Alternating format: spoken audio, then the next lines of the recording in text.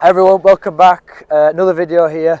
Myself, James Ward from James Ward Golf Academy, and I'm with PGA professional Chris Gaunt.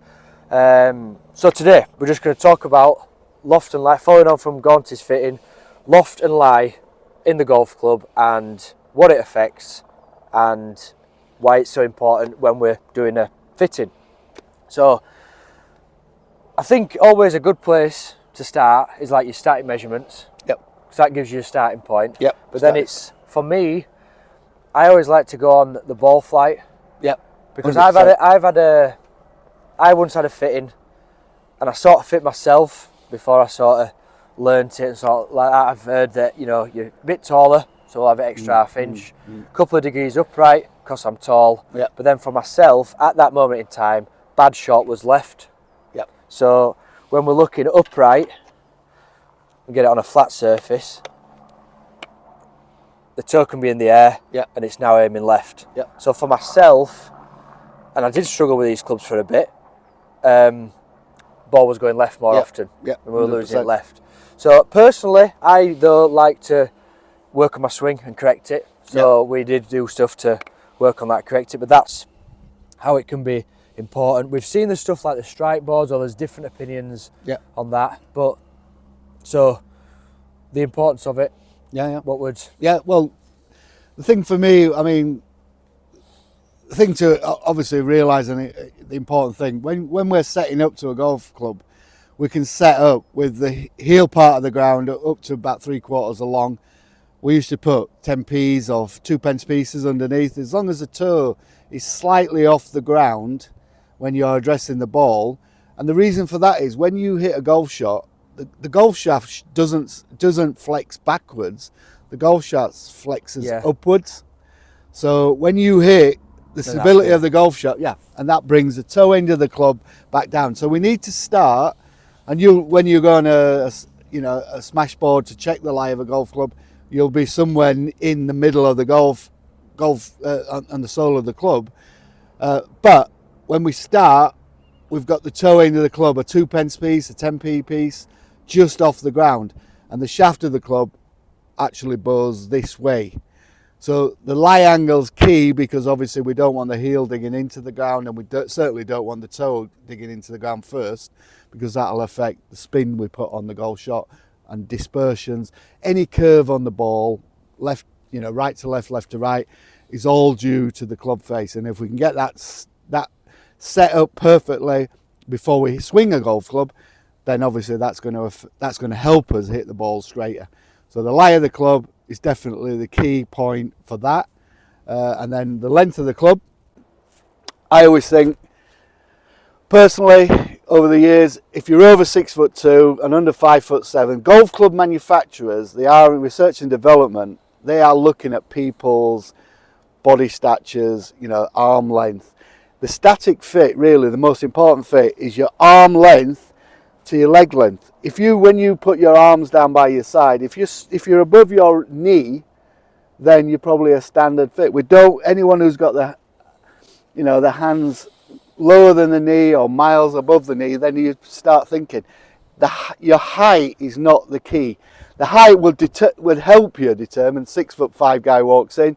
If he's got really long arms, then he could end up with a standard set of golf clubs. Bryson DeChambeau is 6'1". He plays every club at 37.5 inches. So rather than the length being absolutely key, the lie is, for me, the most important thing. So if you're 6'2", you can still use a standard set of clubs, but you might need to go 2 degrees upright. If you're 5'7" and under, you might need to go 2 degrees, 1 degree flat. But the standard length of club will work. We don't want to make this game any more difficult. Longer golf club is not easier to use. Hence the fact that Bryson DeChambeau uses 37.5 inch golf clubs of every shot. And now with the fitting, like this TaylorMade, we've got this cool little fitting kit that attaches to it. So it creates like we've got one head in this P770, and you can go, what's that's got on it? So you've got one upright, two flat. You've got two upright, one flat. We've got 2 weak, 1 strong on loft, 1 weak, 2 strong on loft. Some more in here as well. So you've got everything from free 3-degree flat to 3-degree upright Yeah. that we can try on it. Yeah. Similar sort of thing. You wouldn't, well, say for Gaunt, we're not going to dive in at 3-degree upright because we know that's going to be too upright. Yep. You know, so we can sort of narrow it down to maybe Yeah. 1 or 2 degree, something that you maybe had before. And you know, and then you go from there if you need to tweak it. And sometimes there can be 2 things.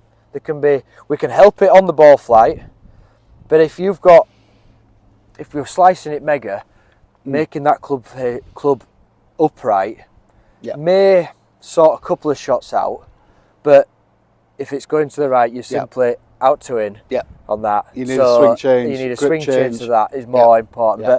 But obviously there's people who can't do that and don't have the time to change, so the loft and lie can assist or try and help them bad shots again. Like we say for myself, and that's for at that point. Then I went to just standard lie, just a bit longer. Which when you increase the loft as well, the length, it made it a little bit more upright as well, and it just sort of helped me with that left shot that I had. The subtle changes, 1/4 inch extra length on a shaft is massive.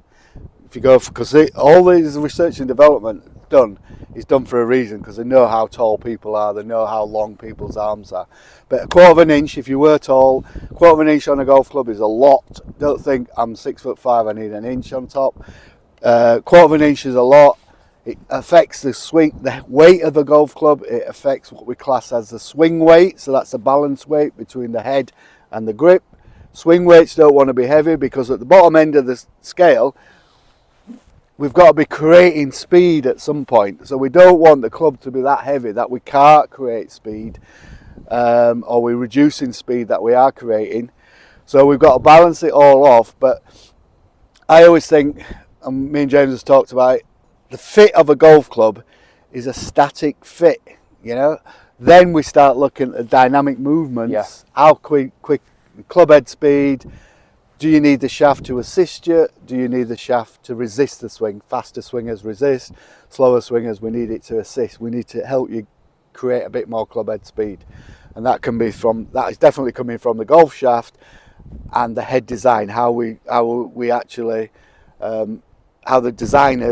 club designers have actually moved the weight around in the head, make it a bigger head with a cavity and materials. You know, there's a lot of alloys now that are better than stainless steel. We only had stainless steel heads in the old days. You know, the alloys they can use now that are very strong are very light. So that affects, you can make a golf club heavier, but like we said before, it'll always be 270 grams for a 7-iron, 275 grams. That has been researched, that's been developed, there's no magic there. Yeah, cool. So, finally, grip. So unbelievably important. Yeah, unbelievably important.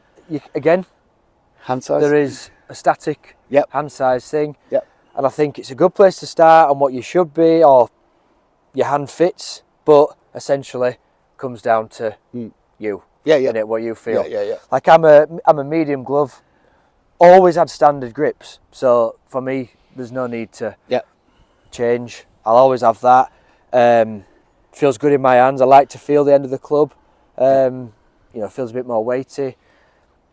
The amount of people I do it and I say, right, what about grip? Because obviously, like the fitting clubs all come with standard grips. There's a couple actually that have mid-size, and then they feel that mid-size, and the amount of people who go, oh, actually, I think I prefer them. And then you go onto that fit, and you could be in between one or another, but I think that's when it's down to you and how it feels. Because essentially that is what you're holding. That's what you're going to get. The cautionary note is, if you got hold of a cricket bat, it'd always feel better because it's thicker. You get hold of it, stronger. You feel stronger on the club. But remember, with golf, we've got to create speed. So we are trying to get the golf club to sit across the finger line, top joints of the fingers. In the right hand, it's almost all in the fingers.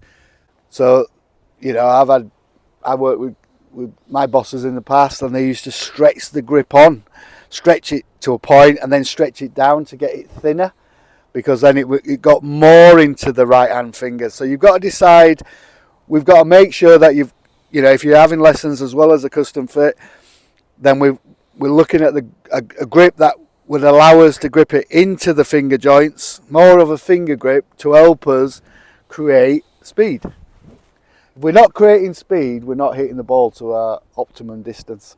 And that's what it's not just picking a grip, but again, it's not just picking a grip, it's what fits, it's what feels. Yeah. And I know we can go to Bryson again for this, because he's got humongous grips. Yeah, oversized. But he is, you know, he's an elite athlete. And he can work it. He can generate the speed from his body turn. Yeah. You know, there's a great myth out there that if it's fatter, it takes your hands out of it. Which, as we know, if you're gripping it correctly, the hands will still be going through. Yeah. So very important. But essentially, it's down to how does that feel? Yeah. How does that one feel? And we've got them up there. We've got standard, undersize actually as well. Yeah. Mid-size, jumbo. Yeah, and all the different compound grips we can. Cords, half cords. You know, you might want the top part of the grip thicker, so your left hand's going on. It's a thicker grip there, and then it tapers to a thinner part. So there's as we, you know, we're not surprised that as you know, R&D developers, research and development developers, they're going to give us all the options because manufacturers are looking for that differentiator between each club.